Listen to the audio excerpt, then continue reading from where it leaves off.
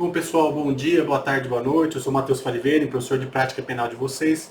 E hoje a gente vai dar uma passadinha aqui, né, na peça dos memoriais escritos. Eu também vou ler com vocês o exame de OAB que caiu isso e mostrar a peça que eu fiz para esse exame. Bom, primeiro aqui a peça, eu postei ela num link do Google Drive, que fica mais fácil, uma pasta do Google Drive, onde vocês podem ir lá, acessar tudo, ver como é que está tudo. Fica mais fácil para vocês, fica mais fácil para mim. E aqui a gente vai ver a peça. Bom, a peça aqui, a parte esqueleto dela, a parte do esqueleto dela é bem simples. Você vai endereçar para o juiz da causa, né? Você diz para o senhor doutor de direito da tal vara criminal da comarca de tal, processo número tal, lembrando que é uma petição intermediária. Fulano já qualificado nos autos da ação penal que lhe move o Ministério Público, aqui tira São Paulo, né? Venha respeitosamente de Vossa Excelência, nos termos do artigo 406 para 3º do Código de Processo Penal, apresentar alegações finais através de memoriais escritos. Você pode colocar memoriais escritos ou memoriais escritos da defesa. Nas minhas peças eu gosto de colocar memoriais escritos da defesa, mas o importante é que você escreva memoriais, né? O que faz através dos seguintes fundamentos de fato e direito. Daí fatos, né? Começando o corpo da peça, você vai para os fatos, vai resumir o problema. No direito, onde você vai colocar as teses, e aqui vai importar nos memoriais, porque os memoriais têm muitas teses. Tá? A gente vai ver um caso da OAB aí, que a OAB pediu 7 ou 8 teses. Depois, pedidos. E eu coloquei aqui exemplo de pedido, né? Reconhecer a pretensão preliminarmente, reconhecer a pretensão punitiva no mérito, pedir absolução por isso, por aquilo, pedir questão de pena. Daí temos para diferimento, local, data, advogado, OAB. Aqui não tem muito segredo da peça em si. O problema vai ser o direito e os pedidos. Mas eu deixei essa peça aí no link de vocês, para vocês acessarem. Vamos ver como é que a OAB pediu isso aqui no 26º exame. Tá aqui, ó. 26º exame, de ordem unificada. Vou ler o enunciado da peça com vocês. Diz lá. Em 3 de outubro de 2016, na cidade de Campos, no estado do Rio de Janeiro, é importante você ir lendo a peça e já vendo quais são as teses possíveis, tá? E grifando. Eu vou grifar ela aqui, deixa eu até abrir como documento do do Adobe Acrobat, que daí fica mais fácil eu grifar. Tá, então aqui, vamos ler a peça. Em 3 de outubro de 2016, na cidade de Campos, no estado do Rio de Janeiro, Lauro, 33 anos, que é obcecado por Maria, estagiária de uma outra empresa que está situada no mesmo prédio que fica o seu local de trabalho, não mais aceitando a rejeição dela, decidiu que a obrigaria a manter relações sexuais com ele, independentemente da sua concordância. Confiante na sua decisão, resolveu adquirir arma de fogo de uso permitido, considerando que tinha autorização para tanto, registrou, tornando-a regular. Precisando que alguém o substituísse no local de trabalho no dia do crime, narrou sua intenção criminosa para José, melhor amigo com quem trabalha, assegurando que comprou a arma exclusivamente para ameaçar Maria e manter com ela conjunção carnal, mas que não lesionaria de forma alguma. Ele esclareceu ao José que alugaram um quarto de hotel e compraram uma mordaça para evitar que Maria gritasse e os fatos fossem descobertos. Quando Lauro saía de casa, em seu carro para encontrar Maria, então ele ia sair para cometer o crime, né, não tinha cometido o crime ainda, foi surpreendido por viatura policial militar que havia sido alertada por José sobre o crime prestes a acontecer. Vamos grifar isso aqui, que isso aqui é importante. Sendo efetuada a prisão de Lauro em flagrante. Em sede policial, Maria foi ouvida afirmando que, apesar de não apresentar documentos, isso aqui é importante, não apresentar documentos, que tinha 17 anos. Então ela só fala que tem 17 anos, mas não junta nenhum documento. E que Lauro sempre manteve comportamento estranho com ela, razão pela qual tinha interesse de ver outros fatos, responsabilizado criminalmente. Aqui tem duas coisas importantes nesse parágrafo. Primeiro, ele foi preso antes de cometer o crime. E, em regra, os atos preparatórios, ou a mera cogitação do crime, que é uma ideia de cometer o crime, e os atos preparatórios, que são aqueles atos de preparação para um crime, não são punidos. Você só pune uma conduta depois que a pessoa começa a realizar o verbo núcleo do tipo. E no caso de estupro, o verbo núcleo é constranger. Você comprar uma arma, alugar um quarto de hotel, comprar uma mordaça, não são constranger ainda. Então aqui é ato preparatório. Então você tem uma tese aqui de absolvição por atipicidade da conduta, por ser mero ato preparatório. Além disso, tem outra coisa A gente vai ver que o MP vai acusar ele, vai tentar colocar um aumento de pena, né? Uma circunstância agravante. Mas o que acontece? Ela fala que tem 17 anos, mas ela não comprova. E em direito penal, se você alega uma questão de estado de pessoa, isso tem que ser comprovado pelo documento idôneo. E no caso, o documento idôneo que a Maria comprovaria que tem 17 anos e não tem 18, 20, 25, seria a certidão de nascimento que ela não trouxe aos autos. Daí, continua o problema. Após receber os autos e considerando que o detido possuía autorização para portar arma de fogo, que era uma arma de fogo lícita, o Ministério Público denunciou Lauro apenas pela prática do crime de estupro qualificado previsto, denunciou por qualificado, que é o previsto no artigo 203, parágrafo 1º, combinado com o artigo 14, inciso 2, combinado com o artigo 61, inciso 2º, a linha F do Código Penal. Então ele denunciou o Lauro por estupro tentado, tá? Então o artigo 14 aqui, o estupro qualificado, o parágrafo 1º é a qualificadora, né? O artigo 14, inciso 2º, diz que o crime é tentado, e o 61, inciso 2º, da linha F, é quando é decorrente de violência doméstica. E aqui também a gente vai ter basicamente 3 teses relativas à pena. Primeiro, afastar qualificador do parágrafo 1º. Depois, né, se condenar, pedir para ser condenado com a diminuição de pena da tentativa no grau máximo. E afastar a circunstância agravante do 61, inciso 2, da linha F. Daí, continuando, o processo teve regular prosseguimento, mas em razão da demora para a realização da instrução, Lauro foi colocado em liberdade. Então ele ficou preso um tempo, não fala quanto, e foi colocado em liberdade. Na audiência de instrução e julgamento, a vítima Maria foi ouvida, confirmou suas declarações à sede policial, disse que tinha 17 anos, apesar de ter esquecido sua documento de identificação para confirmar, não levou nem ao RG, apenas apresentando cópia de sua matrícula escolar. Isso aqui não é suficiente para dizer que ela tem 17 anos. Ela tinha que provar por outro meio que tem. Sem indicar data de nascimento, para demonstrar que o fato de que era Maria. José foi ouvido e também confirmou os fatos narrados, quer dizer, ele confessou. Então aqui a gente tem outra tese, que é a confissão, que é uma circunstância atenuante da pena. Então a gente vai ter que alegar a confissão dele na pena também. Assim como os policiais. O réu não estava presente na audiência por não ter sido intimado, e apesar de seu advogado ter se mostrado inconformado com o fato, o ato foi realizado porque o interrogatório seria feito em outra data. Aqui não, o Zé não é o cara, mas o cara vai confessar. Na segunda audiência, Lauro foi ouvido confirmando integralmente os fatos narrados na denúncia. Aqui fala assim, aqui sim ele confessou. Então o Lauro, quer dizer, outra coisa importante, o réu não estava presente na audiência por não ter sido intimado. Então, quer dizer, na primeira audiência que ouviu o José, que é o amigo dele, e a Maria, que é a vítima, ele não foi intimado. Isso é uma nulidade. Então a gente vai alegar uma nulidade aí. Depois, na segunda audiência, o Lauro foi ouvido e confirma integralmente os fatos. Isso é uma tese de pena que é relativa à circunstância atenuante da confissão. Mas demonstrou não ter conhecimento sobre as declarações das testemunhas e da vítima de primeira audiência. Na mesma ocasião, foi ainda juntado o laudo de exame do material apreendido, o laudo da arma de fogo, demonstrando o potencial lesivo e a folha de antecedentes criminais sem outras anotações, que significa que ele é primário. Então a gente vai pedir a pena dele no mínimo legal. Encaminhados os autos para o Ministério Público, foi apresentada a manifestação requerendo condenação. Então, quer dizer, o Ministério Público apresentou os memoriais escritos dele nos termos da denúncia. Então o MP pediu a condenação. Em seguida, a defesa técnica foi intimada em 4 de setembro de 2018, terça-feira. Então aqui está pedindo para você calcular o prazo, e é a dica do calendário que eu falei no vídeo aí do cálculo de prazo, tá? O problema, ele vai falar o dia, então 4 de setembro de 2018, terça-feira. Então você vai fazer um mini calendário no seu rascunho para calcular isso. Sendo quarta-feira dia útil em todo o país. Então o dia seguinte era dia útil em todo o país para a apresentação da medida cabível. Considerando apenas informações narradas e na condição de advogado de laudo, redige a peça jurídica cabível diferente de habeas corpus, apresentando todas as teses jurídicas pertinentes. A peça deverá ser datada do último dia do prazo para a interposição. Daí, tem uma observação no gabarito, né? A peça deve abranger todos os fundamentos de direito que possam ser utilizados para dar respaldo à pretensão. A simples menção de transcrição do dispositivo legal não dá pontuação. Então vamos ver a peça que eu fiz para isso. Não quero salvar, não.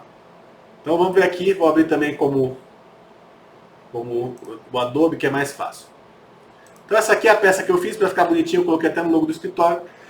Então, a primeira coisa que o problema fala é que o fato aconteceu na comarca de Campos, no Rio de Janeiro. A gente não sabe qual vara que está, então a gente vai endereçar para o excelentíssimo senhor doutor de Direito, da traço vara, Criminal da Comarca de Campos, Rio de Janeiro, processo número tal, é uma petição intermediária, então tem processo número. Daí, continuando. Lauro, já qualificado nos autos da ação penal que lhe move o Ministério Público, vem respeitosamente a Vossa Excelência, por meio do seu advogado que se subscreve, né? Eu não coloco, mas é bom colocar na OAB, nos termos da norma de 403 do Código Processo Penal, apresentar suas alegações finais através de memoriais. Aqui você pode colocar memoriais escritos da defesa ou memoriais escritos, você escolhe, tá? O que faz através dos seguintes fundamentos de fato e direito. Daí, fatos, aqui é para você fazer um resumo do problema. Como não ia dar tempo de eu gravar a aula até às 7 horas fazendo isso aqui, eu acabei pulando e fui direto para o direito. Tá? No direito eu coloquei 3 teses separadas. Tá? Primeiro, nulidade da instrução, que a gente vai ver daqui a pouco. Depois, impossibilidade de punição por meros atos preparatórios, que isso daí é uma tese de absolvição. E por fim, aplicação da pena em caso de condenação, que daí são as teses relativas à pena. Eu fiz bem simples, eu fiz por escrito e depois transcrevi no computador, para não ficar usando doutrina ou jurisprudência, não deixar a peça muito complexa e também não muito extensa, porque um cuidado que você tem que ter nessa peça é como são muitas teses, você não pode estender demais e não passar o número de 5 folhas que tem na prova, tá? Porque assim, penalidade da instrução, né? Porque o direito à defesa, disciplinado pelo artigo 5º, inciso 55 da Constituição Federal, pressupõe a existência de 2 espécies de defesa, a defesa técnica e a autodefesa. A defesa técnica consiste na necessidade de que o réu seja defendido por um advogado em todas as fases do processo criminal. E a autodefesa significa que o réu tem o direito de conhecer a imputação que lhe recai, de participar de todos os atos processuais se assim quiser, e de, se quiser, ser interrogado em juízo, dando a sua versão sobre os fatos. No caso em tela, a não intimação de Lauro para a audiência de instrução realizada perante este juízo causou enorme prejuízo à defesa, pois ele não estava presente quando todas as testemunhas de acusação foram ouvidas, não tomando, portanto, conhecimento do conteúdo destas provas, o que prejudicou o seu interrogatório, que foi realizado numa segunda audiência. Né? Desta forma, há de se anular todos os atos realizados após a primeira audiência de instrução, para o qual o réu não foi intimado e que gerou grande prejuízo para a defesa, na medida em que ele não pôde acompanhar os depoimentos das testemunhas de acusação, nos termos do artigo 5º, inciso 55 da Constituição Federal, e do artigo 564, inciso 4º do Código de Processo Penal. Beleza, primeira tese está aqui, já era. Segunda tese, impossibilidade da punição por meros atos preparatórios. Porque assim, o direito penal não pune pensamentos ou atos meramente preparatórios, se ocupando apenas das ações ou omissões que impliquem no cometimento de um crime. Dessa forma, em decorrência do denominado princípio da lesividade, somente há crime quando o bem jurídico tutelado pela norma penal é colocado em risco por meio da prática do verbo núcleo contido no tipo penal. Então existe o princípio da lesividade, que diz que você só pune as lesões mais graves, os bens jurídicos mais graves. E você só tem uma lesão grave ou bem jurídico quando você comete o verbo que está inscrito no tipo penal. Se você não cometeu o verbo, o fato em tese é atípico, a não ser que puna ato preparatório, que é o que acontece no terrorismo. Mas para estupro, não. Eu coloquei assim, salvo expressa disposição legal, os atos preparatórios, que são atos materiais ou morais de organização e preparação do crime, que ainda não se iniciou, porque ainda não se realizou o verbo núcleo, são, em regra, impuníveis, sendo considerados condutas atípicas. Daí depois, em caso, é de se notar que o fato do réu ter comprado uma arma de fogo ilícita, né, e ter alugado o quarto de hotel e ter comprado lá mordaças, são condutas consideradas atípicas, ainda que ele tivesse a suposta intenção de cometer o crime de estupro com relação à vítima. Isso porque, para que haja a execução do crime de estupro, disciplinado pelo artigo 203 do Código Penal, é necessário que o indivíduo dê início à execução do seu verbo núcleo, constranger, que para a melhor doutrina significa submeter sem consentimento alguém à prática do ato sexual, o que evidentemente ocorreu no caso. O que evidentemente não ocorreu no caso, né? Faltou um não aqui. Assim, há de se absolver o réu em razão da tipicidade da conduta decorrente da não punição de atos preparatórios, nos termos do artigo 386, inciso 3º do Código de Processo Penal. Beleza. Segunda tese feita. Terceira tese, aplicação da pena em caso de condenação.